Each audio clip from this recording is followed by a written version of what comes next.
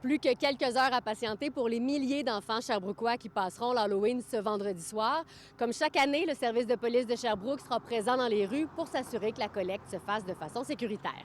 Opération Citrouille 2025, donc ce vendredi 31 octobre. C'est une quarantaine de policiers, des partenaires d'une dizaine d'organismes qui seront sur le terrain à partir de 16h30 jusqu'à 20h30. Donc, c'est les heures suggérées. Puis, on va aider à encadrer tout ça pour que ça se fasse d'une façon sécuritaire, bien entendu. Malheureusement, cette année, la pluie risque de jouer les troubles fêtes.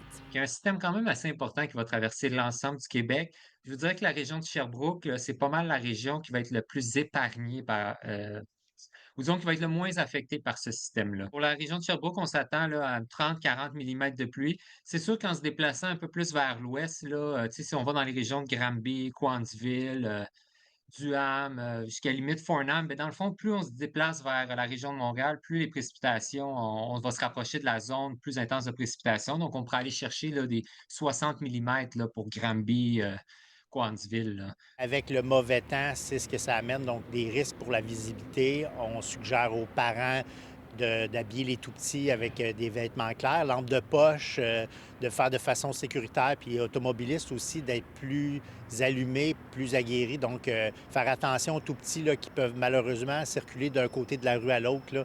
Donc, c'est vraiment d'être prudent.